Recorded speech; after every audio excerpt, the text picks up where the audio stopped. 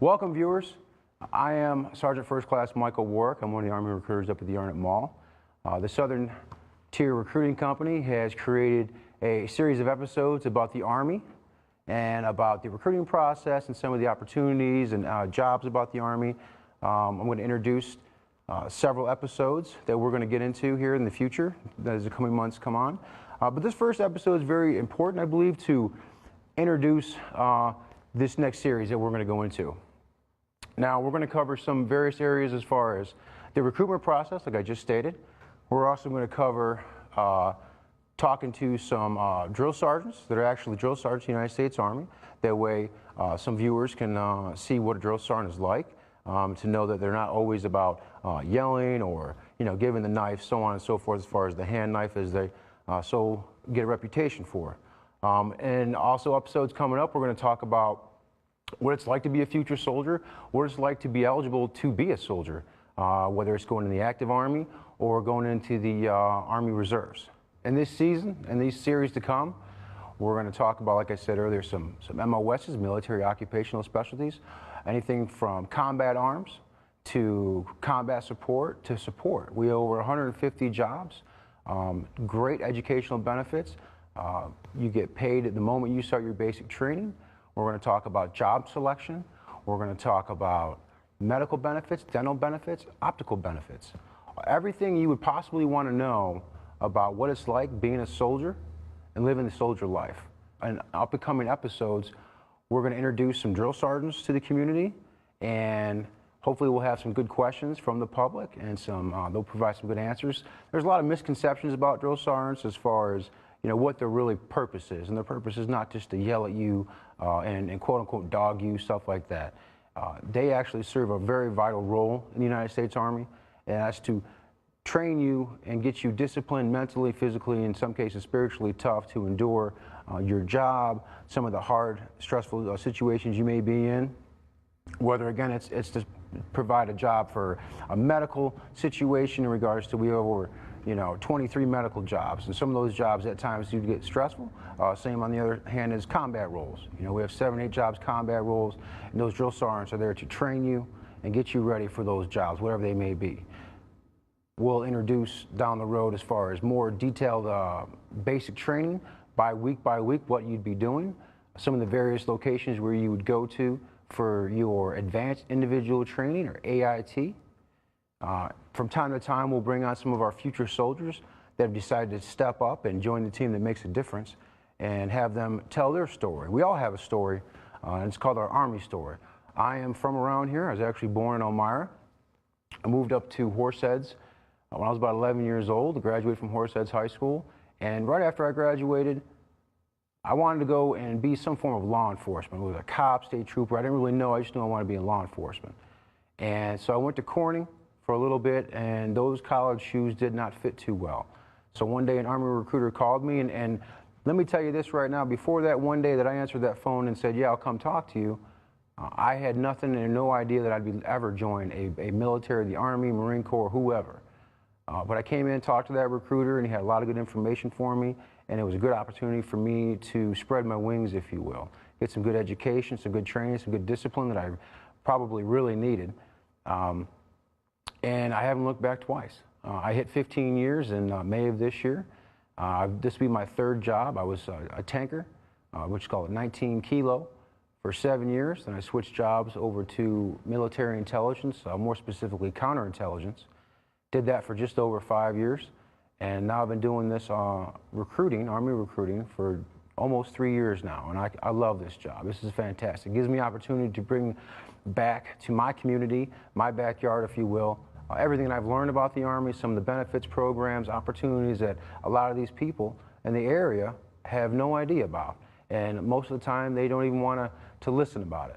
I'll tell you right now, if you have a goal or an agenda or future endeavors, I guarantee this, is that you can achieve those goals most likely much more proficiently, easier, and cost-effective by looking at the Army Reserves. In future episodes as well, we're going to try to go on location up to Fort Drum if we can. Up there we'll kind of shadow various jobs, whether it's a 19 Delta, which is a cavalry scout, or hopefully shadow some medical jobs, some dentists, dental hygienists, various jobs, again, the medical corps, communication jobs, administration jobs. We'll see what it's like in the boots of a soldier daily. Watch them as they do their physical training in the morning, as they go to the chow hall to eat their breakfast. Hopefully be able to shadow them a little bit while they're at work, whether it's down at their motor pool performing their maintenance on their vehicles, or hopefully some high-level skill training they're going through. After that, we'll follow up at their end of the day when they leave for that day and they get out of this uniform and put on what we consider civilian clothing, because some people actually think that I go to bed in this thing, and that's not necessarily the case. When we come back, we're going to have a unique opportunity to talk to one of our future soldiers, Aric Brown. Aric Brown is going to Fort Sill, Oklahoma to start his basic training. After that, he is going to go to Fort Huachuca, Arizona, where there he's going to learn about unmanned aerial vehicles. And he's learning how to fly in drones. And it's got a really highly skilled set to do and to learn. He's going to have a great opportunity if he does decide to get out after his contract's fulfilled, to some good opportunities to look for Homeland Security or Border Patrol or even some state agencies or even some three-letter agencies that are very sought out about drone operators and stuff like that. Every team has a goal. Every team makes a plan.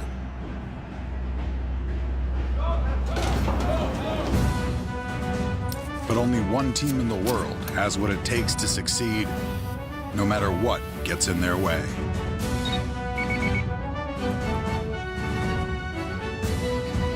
Find out more at goarmy.com/team.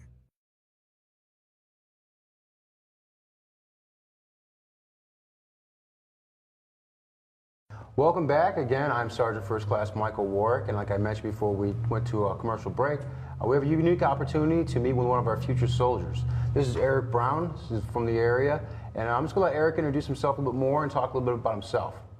Aric? Again, I'm Aric Brown, Private Brown now, but I graduated from Elmira Free Academy in 2013. I'm 21 years old.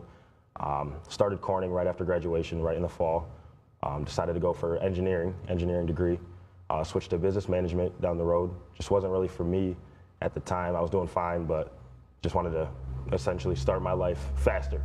So went to go talk to a recruiter. Actually pursued a different branch at first. Didn't fall through the way I wanted it to, but came to Arnhem Mall, walked right through the Army doors, and pretty much told them I just wanted to, I'm ready to get out of here. So Aric, let me ask you a question. When you were going to EFA, at what point in time, were you thinking about the military back then, or was it more when you were going to Corning? Yeah, it was more like through high school. It was probably my junior year. I definitely always had that, thought in the back of my head about the military. But once I got to college, realized that the college life just wasn't for me. So no, I can definitely relate. I can definitely relate. Like I mentioned earlier, I went to Corning Community College too for a short period of time, and like I always say, those college shoes didn't fit. I pursued my education outside the brick and mortar. So at what point in time did you make that you were going to Corning? And you saw a couple of us up there at the campus. Mm-hmm. Yep, okay, you talked to them a little bit. Now, when you made that decision to come down to the office to actually get some more information, how did that?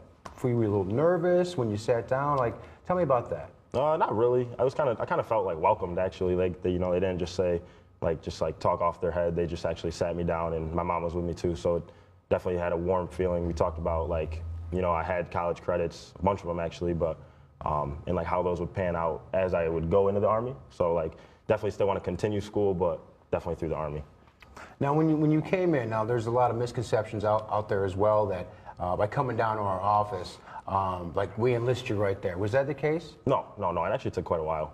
It did take quite a while. Yeah. Took that test and so on and so forth. They had to get your physical done and stuff like that. So it's not just you walk through the door and you walk out and you're in uniform ready to go to basic training. There's steps we have to go through, and we'll cover those in the next couple episodes coming up as far as the process that Aric went through.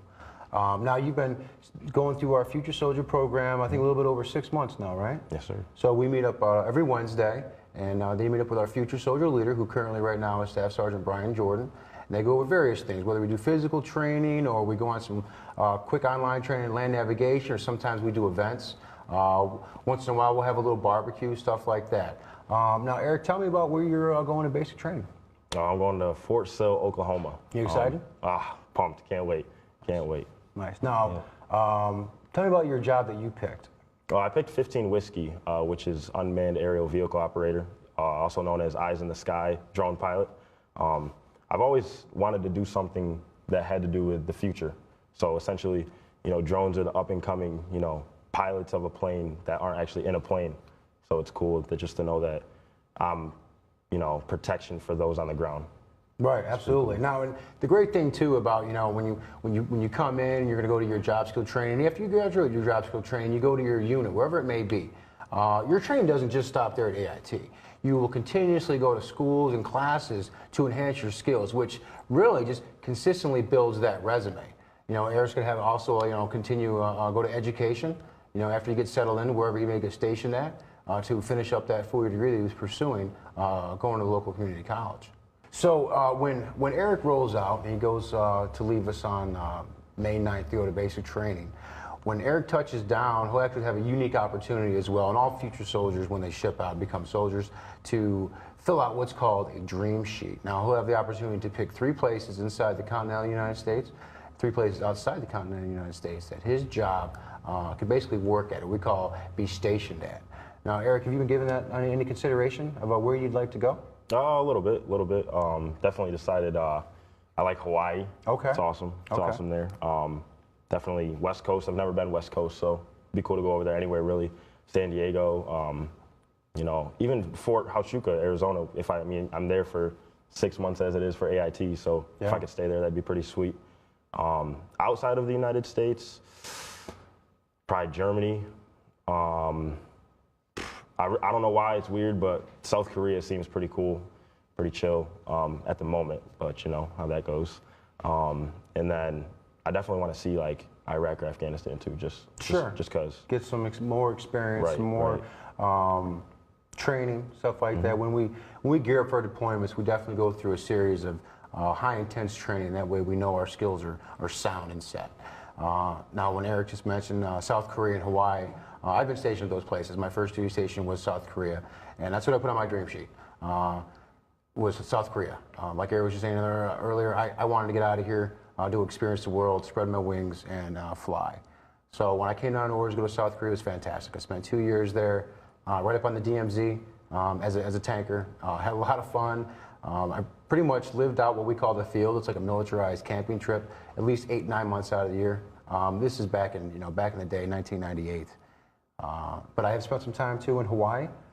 Fantastic. I tell everybody this, that these feet will never touch softer sand. I spent 2 years there, 2.5 years with 1 year deployment to Iraq. So I think you'll have fun. Just remember, find 3 places. There's Fort Irwin out in California. There's all kinds of places. We got 2 or 3 places in Texas, Fort Bliss, Fort Sam Houston, Fort Hood. Texas, they say is a fantastic place. You got Fort Campbell in Kentucky, all over. We do have Fort Drum up here in New York, but it does get a lot of snow. I spent some time up there too. But if you can, spread your wings. Go see the country, or go to Italy. You got to be airborne for that. So that's definitely an opportunity that you could see down the road as well. That's fantastic, man. I wish you the best. And, we'll always be here for any questions that you may have, some advice down the road, because, not just do I got 15 years in, or excuse me, I have 15 years in. We have guys in the office who have 10, 15 years themselves.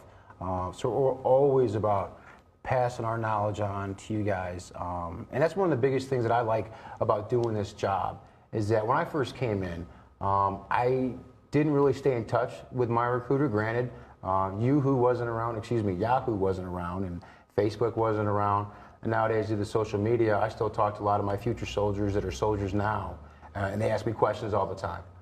So I highly encourage that. We're always going to be around. Hopefully I'll be here again for the next several years. But either way, you got me on my professional page on Facebook and stuff like that. The challenges facing the country never stop. So neither does the U.S. Army. We train, adapt, and get smarter. Every soldier, every unit, every day. Not to keep up with change, but to drive it. Nobody knows what problems tomorrow will bring, but we do know who will solve them.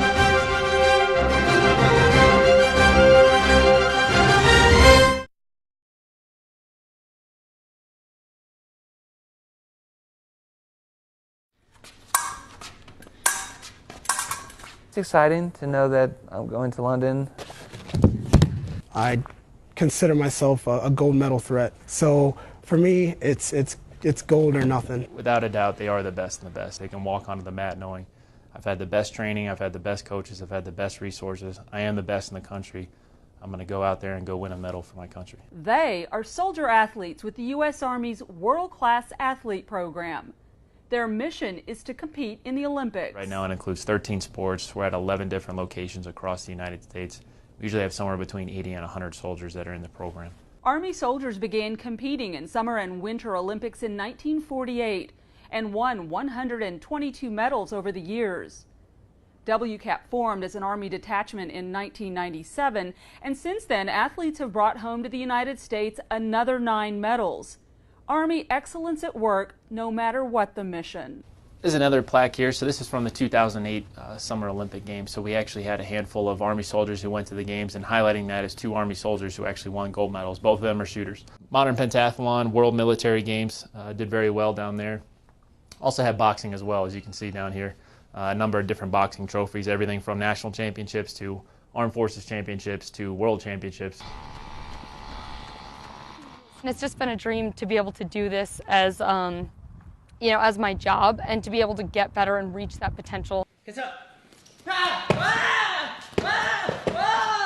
I was very happy when I found out that I would be given this chance to be able to pursue my dreams and still be able to go to school, and pursue those dreams and be able to raise my child. It's just a great feeling. The World-Class Athlete Program and the United States Army takes its soldier athletes, gives them a great fighting chance, gives them everything they need, and really looks out for them. And that's the meaning of a great army, is looking out for your soldiers. Reporting for the U.S. Army, I'm Marianne Razouk. Aric, when you went up to MEPS and you actually sat down with the guidance counselor and saw your contract for your job, 15 Whiskey, and you went through the ceremony process where you raised your right hand and said the oath. How were your parents up until then, to that time, and even now, parents, friends, family, as far as their support? They're real supportive. Goes really deep. I mean, my mom and dad very supportive. Dad has real strong military side to his family. Same with my mom. But can't thank my mom enough. I actually went to MEPS a good 4 times before I actually, was ready to go. So her taking me up there and coming back to get me and things like that was just worked out. But I have a lot of siblings too, my sisters and little brothers and things like that, definitely supportive. They look up to me, so. That's awesome. Yeah, they support my decision. That's really good. And that's a huge thing when you make this decision to join the Army or the Army Reserves, is that you have that support system. Any endeavor that you have, whether it's college, a full-time job somewhere else, something like that, it just increases your chance, your opportunities, your odds of being successful. So when you got that support, that's fantastic, Aric. That's fantastic. And thank you to Eric's family. As a matter of fact, I believe your cousin's coming through us now. He's trying to. Yeah. Trying to pass that on, keep it in the family type thing. It's fantastic. Definitely. So Aric, if again, you're leaving in a week, on May 9th. Do you have any advice, any pearls of wisdom for anybody out there who's kind of juggling that decision around whether to talk to an Army recruiter?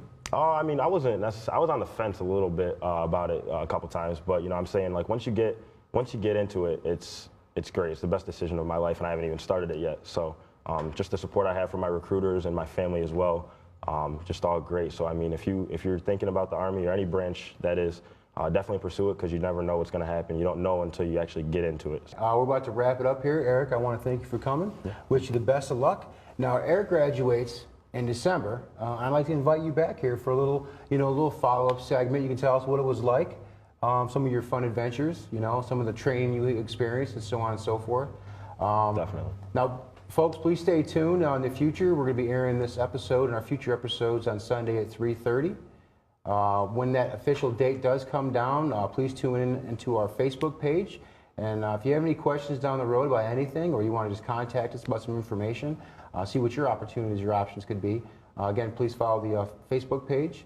You can also use the cell phone that's listed below. Thank you for tuning in, and we'll see you next month for some of our future episodes. And I appreciate your time today. And again, my name is Sergeant First Class Mike Warrick. Strengthen the nation, one commitment at a time.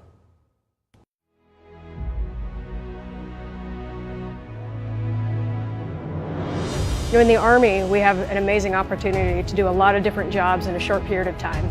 I've always been captivated by the magic of space, and there was just something inside of me that knew that's what I wanted to be. The Army is great preparation to become an astronaut because Army astronauts are well known for their characteristics of leadership and being able to take a group of people and unify them under a common vision, all the while maintaining highly technical skills. The intensity of training for NASA astronauts is an ongoing process. You have to get trained in neutral buoyancy lab, which is where we learn how to do spacewalks. We learn how to do robotics, to operate the robotic arm. We do International Space Station systems. And the last thing we do is T-38 flight training. I'm a product of a complete Army education. And so if I was an attractive candidate to NASA, I owe that to the Army for the training that they gave me. Throughout history, human beings have always had a propensity to explore. And now we're flying spacecraft in orbit, understanding that that's just not a fantasy land, that's real.